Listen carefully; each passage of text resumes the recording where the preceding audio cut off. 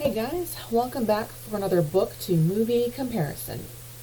If this is your first visit to my channel, this is what I do. I talk books and movies, what was left out of the movie that was in the book that could have made it better or worse, and vice versa. I also cover video game adaptations once in a while, and I have a few graphic novels on deck for future videos. So if that is a topic you enjoy, please subscribe and turn on all notifications, and if you want, make a request.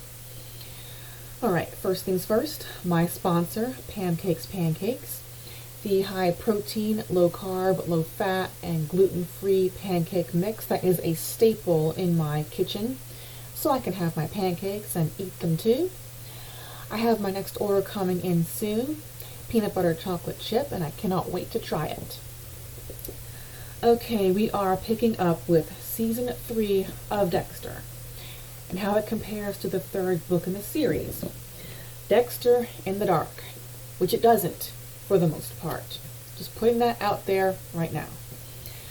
What Dexter in the Dark shares with the third season of Dexter is that he is planning his wedding with Rita, and his first recreational kill puts him on the radar of the killer in the central case of the story. That's all. Since it's almost all differences here, with a few tiny things here and there that tie the book to the show, we'll start from the beginning, and since some of it does harken back to Season 2 and the previous book, Dearly Devoted Dexter. Okay, first we'll get into the wedding planning. In the show, it's because Rita is pregnant, and after careful, deep thought, Dexter wants to take care of his family. In the book, the engagement started in Dearly Devoted Dexter when Kyle was abducted by Dr. Danko.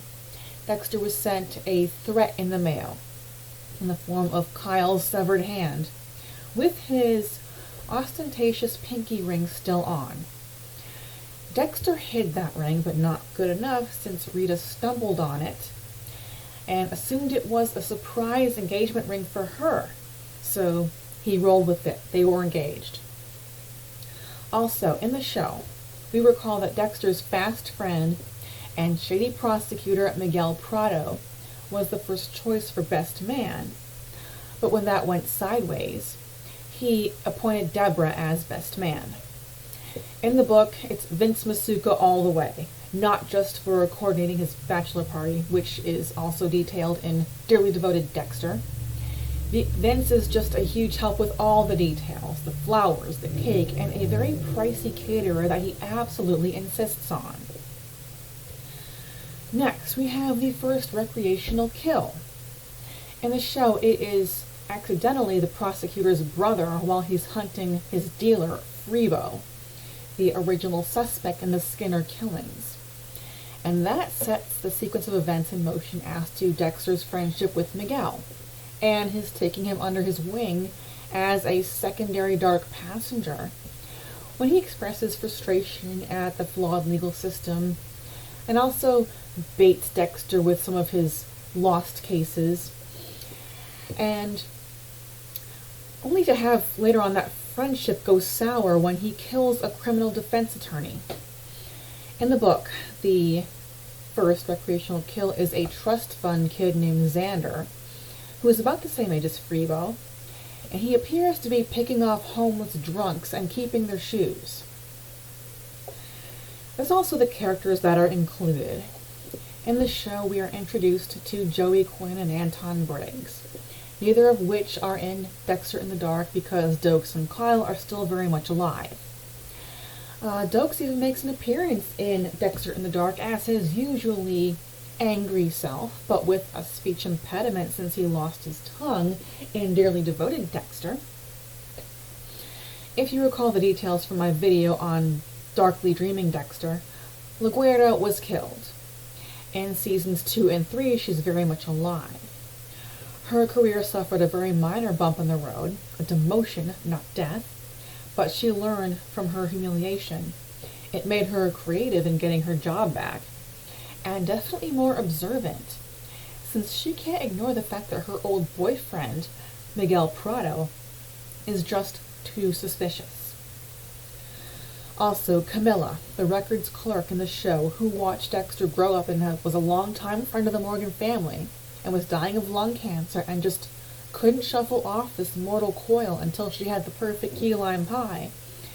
It was just another forensic tech in the book. And now for the central case.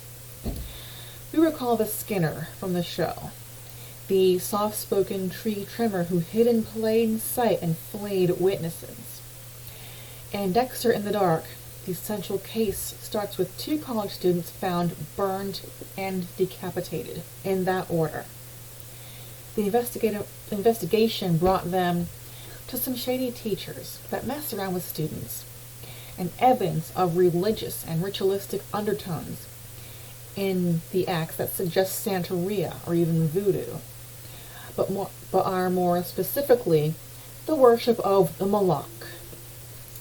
If you really want to ruin your day or deep six your faith in humanity, Google that. It's spelled M-O-L-O-C-H.